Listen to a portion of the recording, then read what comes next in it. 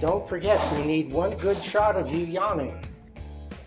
Hey, this is JR, the TechSpat OTG, and this is Old Guys Talking Shit number 17. I say that with confidence because we never say it with confidence. Okay. Okay. I'm Jeff, the Crazy Canuck. And what is a Canuck? What is a Canuck? Yeah. Well, if they don't know what a Canuck is by now, then they're never going to know. No, they probably didn't watch the other 16 shows. I see. Well, a Canuck is an expression that we Canadians use for each other. Well, anyway, Jeff, there's been a lot of stuff going on since we last got together, which was back in December. Yeah. You know. Happy New Year. Well, yeah, Happy New Year. We didn't Merry Christmas either. We missed them both, I think. Yeah. Yeah. But yeah, 2026 has got to be a good year. It's coming up. It's a lot of stuff going on. If nothing else, an interesting year. Yeah. I wouldn't go as far as to say it's necessarily going to be a good year, but it's going to be different. It's going to be different. Yeah, that's the old thing. I think so.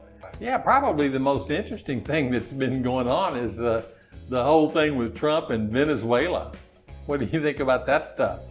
Yeah, that was quite a way to start the new year for a country, to have their president and his wife snatched in the middle of the night by enemy combatants. A couple of bombs dropped on the capital city. Even the Cubans were affected by that. Was it 23 Cuban soldiers, officers were killed? Yeah, it was kind of a bit of a shock, I think. Not just, I mean, can you imagine the shock for Venezuela? How much of a shock was it just for us? And we have nothing to do with it. The thing that I thought originally, and I think I even text messaged you on it, I thought it was one of those things like Assad, where they'd made a deal and they were going to snatch him, you know, and then put him in Nova Scotia or somewhere, you know, for for the rest of his life. But it turned out that wasn't their intent. They decided to put him in prison instead. That kind of surprised me. I was really thinking, I really thought it was an inside deal, you know, where they'd already made arrangements, because they'd been talking, you know. If you recall, they had been some negotiations going on and things like that. And even I think that Maduro had said that he was kind of open to some kind of a deal. I recall you mentioning something about that, and at the time I thought, I sure hope he didn't do that. There's a lot of people, for instance, in Venezuela, that are very happy with the regime that they have. There's a lot of people that are very unhappy with it. So there's obviously getting two kinds of news. Well, yeah, it depends on which side's getting the money. Well, if you're getting good jobs and good money and good benefits, then you're going to be pro-Maduro. If you're getting the short end of the stick, you're going to be Maduro goes. Sure, but even within the United States, you've got a group, well, there's a lot of Venezuelans that are very happy with what's happened, but there's a lot of Americans that are very unhappy. So that doesn't make any sense to me. Where are they getting their information from? You know, it beats me. And which one is getting the correct information? Yeah. If either one, maybe, you know, there's what you believe, there's what I believe, and somewhere in between is maybe the truth. Maybe the truth. Yeah. So anyway, that's like I said. I think the thing is, it's too early for anybody to really say what's going to happen, because first of all, Trump left the original administration in power. They didn't take the vice president out, they put him in charge, which to me, that was kind of strange. I mean, if you're going to take them out, you take them all out, don't you? If they're the evil empire, you just take them all out. Well, he's left the option open to do that. Yeah. Basically, he's giving them a chance. You know, he said, either you smarten up and do the right thing, or we're going to come back and you'll pay you a visit. Yeah, smarten you up, right? Yeah, that could be it. Well, I guess we'll just have to hang on and see what's going to happen with that. What else has been going on that interested you in the world? Well, I'm always interested in what happens in Ukraine and between Ukraine and Russia. not a whole lot has changed there. Russia's still beating the tar out of them. Yeah. And I don't think Putin wants to end it either. So that's... No, but the funny thing is that they have lost over 400,000 soldiers. Yeah, that may be a low estimate. Who knows? That's right. You don't know? What kind of a leader of a country doesn't care about losing that many citizens? Yeah. And Mind you, they're not all citizens. Some of them are from North Korea. Some of them are from South Africa. Yeah, you know, Kazakhstan and all the other Stan countries and things. Yeah. So yeah, it's hard to say. I mean, to me, the 400,000, if it is 400,000, it could be more. It could be a lot more. It just sounds like an unreasonable thing. That's like World War II numbers of casualties. That's right. So they're really, he's measuring his success in casualties per kilometer. It's really not a success at all when you look at it like that. As far as a leader, I don't see Putin as a leader. I see him as, it's like a dog. Like if you walk into the yard, it's my yard. So the dog's gonna growl at you and bite at you. Right. I see Putin as being like that. Yeah, he's kind of territorial and possessive. Yeah. But he's absolutely doesn't give a damn about his people. Well, his politics, there's none. No, there isn't any. They've come up and acted like they didn't start the war. Yeah, yeah. Hey, you started the war. That's it. Story's over there. Trump even said that they didn't start the war. It was Ukraine's fault. And that's a load of crap. I mean, you saw the armed forces in the news of Russia lining up along the border. Yeah, when you see a column of tanks coming your way, and you didn't put them there, then you didn't start it. And then these decrepit old German or Russian tanks start heading down this road towards Kiev, and all of a sudden they stop and they have to retreat because I guess maybe they forgot their bombs or something. I don't know, but it was like something stupid happened, and it was a lot of embarrassment for the Russians. Yeah, the whole thing was an embarrassment, and it remains so. Yeah, it just wasn't well planned. No, and it's like he doesn't have an end game. I think he's up to something else, or he's got something else on his mind, and Ukraine's just the first target of it. I don't really think that for him. I don't think that that's it. I think he wants to recover the old.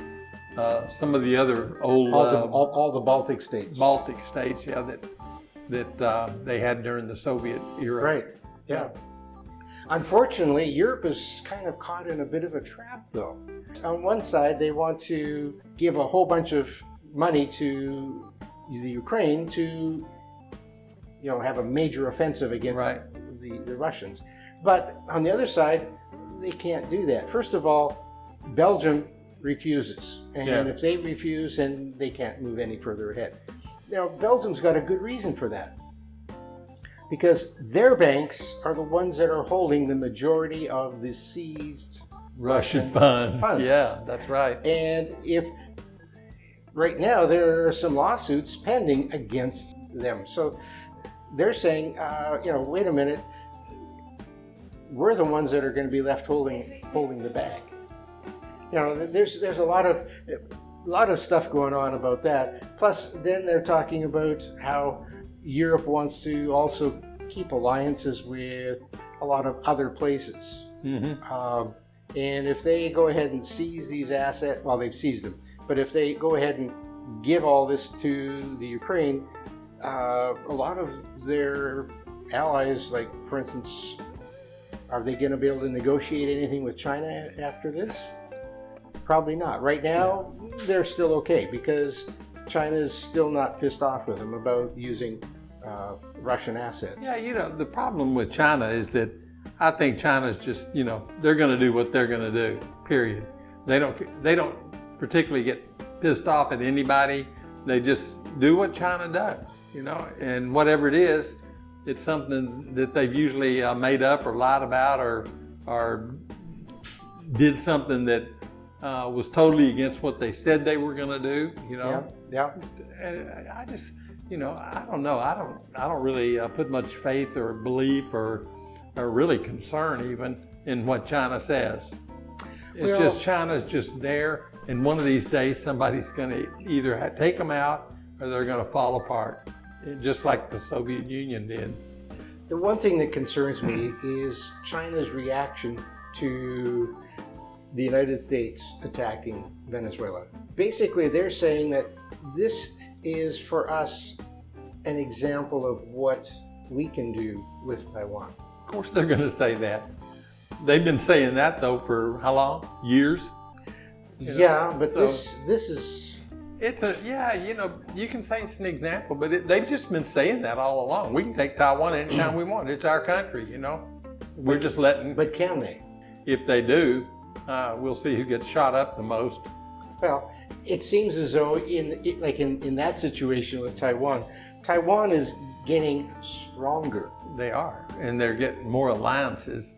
That's what's making them that strong. little Japanese prime minister is just not a big China fan. No, she isn't. She is not a fangirl. No. And Japan and Korea are both helping Philippines arm up. Arm up. Yeah, that's right. For sure. Japan just gave the Philippines a big ship. Yeah. I think the fight is not just going to be between those two. It's going to be between them and a whole bunch of other countries. Yeah, it's like you've heard the term Asian NATO, I'm sure. Yeah. And it is going to be kind of something like that because Japan will fall in line, Philippines will fall in line, even Vietnam can fall in line. Could. But probably not. Yeah. I think they'd probably lay that one out, not get in it. I think that's enough of international politics for the day. You got anything local that we want to talk about? Well, there's the continuing saga of the corruption within the Philippine government. You and I are not affected by that. Not really. It doesn't touch us. We're two guys that don't have enough influence or money to make a difference. So nobody bothers us. Is there anything more, I guess you'd say social type things, because that's what we're more involved in that side of life here than we are in political life. To be honest with you, I don't see anything happening that's going to affect me in any way. Yeah, I haven't either. That's anything in the U.S. or here just doesn't reach out and touch us like. I just wish they'd do something about their internet. Yeah, the internet here could certainly use a little bit. Well, the whole infrastructure is pretty weak. You know, the electric and internet and everything. I guess all that's a little bit related. You know, because the electric goes out, some of the internet's going to fail. You know, things like that. Even though it shouldn't. It shouldn't, but it does. You know, supplies of things that, you know, anytime you go to the store, whatever you're looking for is out of stock. You know, doesn't matter what it is. You can decide one day you want canned cream corn, and when you go to the store, you may have seen it last time, but this time it's not there. It's out of stock. Nothing's consistent like that. You know, we shop at a little Pure Gold store, and it's a good little store, and they do the best they can. But you know, one week you go in there and they'll have something that you want, that you buy all the time, and the next time you go in there, that'll be the last time you've ever seen it. Mm-hmm. I don't know how that works. Oh, it's simple. They keep selling out on it, and so they decide, what's the point of keeping it if we can't? Yeah, we can't keep it on the shelf, so we might as that's it. Absolutely. If you can't keep it in stock, why stock it? Yeah. That's I've had better luck actually. I hate to say this, but I've had better luck finding the things that I want to buy and keep in stock at home on Lazada, the home shopping site. It's been a lot more useful than trying to go to the supermarket or trying to find something that. Right. Yeah. Supply management is definitely something that needs to be taught. Yeah, it sure Now, does. You know, my son is taking hospitality management, and supply management is one thing that they do teach, but they teach very, very, very basic. Yeah. You know, it's like, you know, count your inventory, make sure that you have enough when there's a big thing coming up or something like that. You know? And make sure that you have enough stuff to replace worn out and torn and damaged stuff. They don't do that either. No. So I don't know. It's definitely a deficiency in the education system in the whole country. It's also in the industry itself. In the industry itself, yeah. Again, with Canadian politics. Uh-huh. Now, do you know that lady, Friedland? She used to be the vice prime minister to Trudeau. Right, I do remember. She has now given 2 weeks' notice. She's leaving the government. She's leaving the country. Where's she going? She's going to the Ukraine. What in the world for? She has been hired. She got a job there? Yes. Well, that's amazing. She has been hired by the Ukrainian government, by the president himself. She's going to be negotiating with different countries, dealing with support for Ukraine in terms of rebuilding infrastructure. Yeah. What's the name of that website where people post their job listings and all that stuff? The one I'm thinking about is just kind of a general purpose one. Yeah. But, hey, Rhea, do you remember the name of that website that people list their job qualifications and all that stuff on? That must not be important to any of us. We're not looking. No. Not interested. Don't be throwing that job stuff in my face, you know. I don't want to hear it. That website that I was trying to think of was LinkedIn. LinkedIn is one where everybody puts their resumes on there and you get all kinds of jobs and things listed on there too. What I'd like to know is if there are a lot of jobs listed to go to war zones. I don't think that I'd be looking in that section at all. So. But anyway, I just thought it was kind of interesting that he was just here and he was meeting with our prime minister, and we turned around and gave them over $2 billion in support. Right. And obviously he went away with more than just $2 billion. He took away one of a very high profile politician. Yeah. Well, I noticed that in one of the news Order the articles. drink? Yeah. Yeah, why don't you order us a couple of drinks, Ray? Same thing. The one thing I noticed is that there's a lot of Americans working in Venezuela, and there's like 2,000 American companies that are there. So these Americans that are there, there's like 14,000 Americans. Right. And obviously, they're working for these American companies. Yeah, you'd think, you know, the next thing the administration there would do would be to flush their visas. Everybody's dependent on everybody else. You know, this world doesn't run like everything Venezuela. It can't be all Venezuelan. You know, they've got to have other people, other companies. Well, you know, Chinese and Russian and American and all kinds. If you look at all the statistics about Venezuela, that country has gone from a have nation to have not. I mean, they have one of the lowest wages in the country. They have one of the highest inflation rates. Yeah, I've heard that their bacon and tomato sandwiches don't have bacon on them. Yeah, they don't even have bread on them. Probably not. You know how much it costs for a bun about this size? Over $3 American. Oh, their currencies collapsed completely then. The average wage is monthly wage in U.S. dollars ranges between $5 and $50 monthly. A month. That's in U.S. dollars. I mean, their currency, it's a lot more. Wow. Yeah, you couldn't even buy a box of Post Toasties or anything for $5. That's amazing. Okay. Hi there. Gin tonic. Okay, gin tonic. I'll be back. when a pretty girl walks in the room, I always take their picture. The audience is interested in that. You can take your picture too. You're a pretty girl too. Especially when you're yawning. Yeah.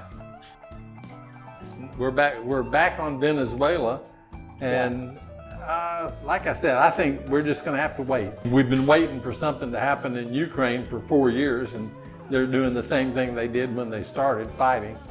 And then now we've got Venezuela, and we've got to just wait and see what shakes out.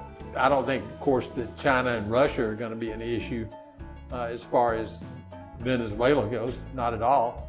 If anybody is, it might be one of the South American countries, Colombia or Brazil or somebody might get involved. I don't know. Do you think that Trump will wait until March for Venezuela to come around to his way of thinking? Well, Jeff, you know, you're Canadian and I'm an American, and I don't think it makes any difference. Our nationality, neither one of us are ever going to figure out what Trump's up to or what he's doing. That guy, he is unpredictable for sure.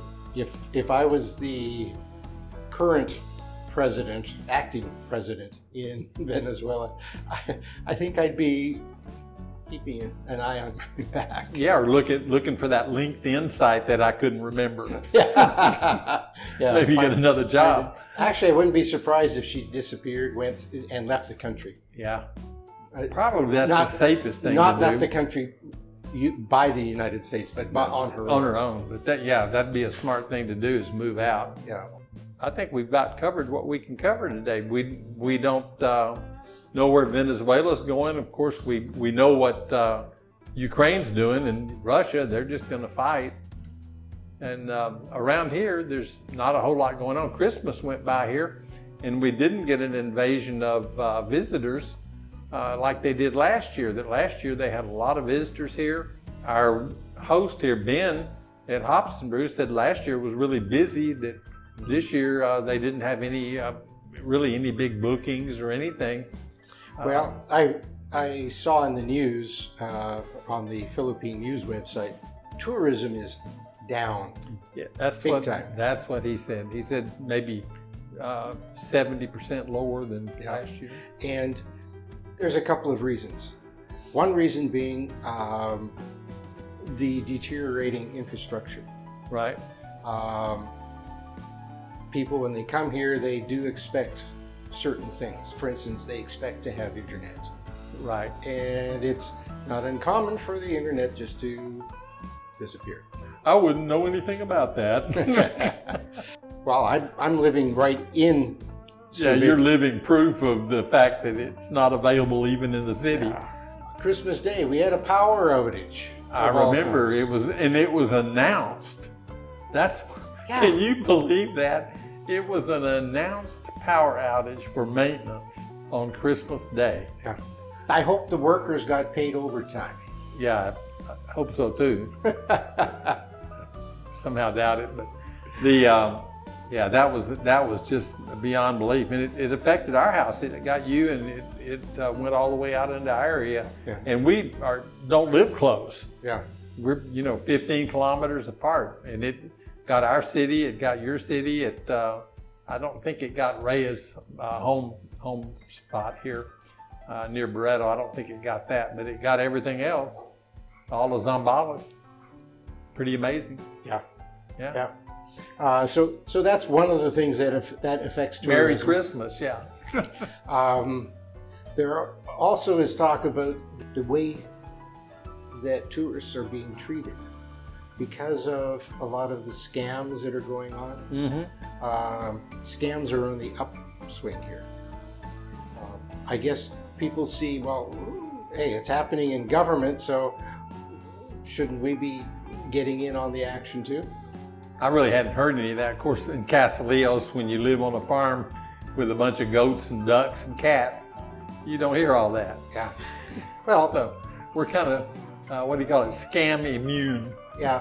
Out there. We don't see that either, but I guess the tourists do. Yeah. We had the strangest thing happen. We had a friend of ours that is living in Thailand that said he was coming here, gave us his arrival date and everything. We've never heard from him since. Hey guys, please let James out of here. This old fart needs to get back home to his young wife in the Philippines. Please. Not he didn't message us when he got here, and we've never heard from him since. And the email address that I have for him is gone. So I don't know what the hell happened to him. I'm worried about it, but I guess you can only do so much. Where is he from? He's from the U.S. He's from Texas. Well, He's been in one of my videos. He was in the video about the Texas boy teaching in Thailand. Remember that one, Nick? Mm-hmm. I'm not going to speculate, but it sure would be nice to hear from him if he's, unless he got, eaten by bar girls in Angeles City. Hard to say. Yeah, but would they know to shut down his website? No, they wouldn't know that, but They wouldn't care. They probably wouldn't care. But anyway, that was a strange thing. And like I said, we haven't seen him or heard from him since. Yeah. And that was Reyes suggested that he got eaten by bar girls. That was, it's like, going to the jungle and getting eaten by the big cats, sort of the same thing. Anyway, I guess that's about all we can do for the day.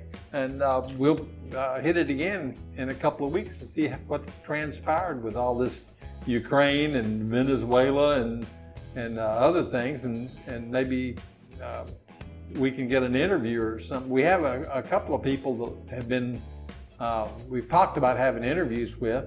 One girl that runs a volunteer burn center, and some things like that. And it'd be nice to have somebody on. Lately, it's been kind of difficult because of the holidays to get, it was even difficult for us to get time to shoot. We didn't shoot. Most of December, was just around the houses. Yeah. So didn't get out. And shooting here was a bit of a problem, and that was my mistake. So I'm not going to tell anybody what it was.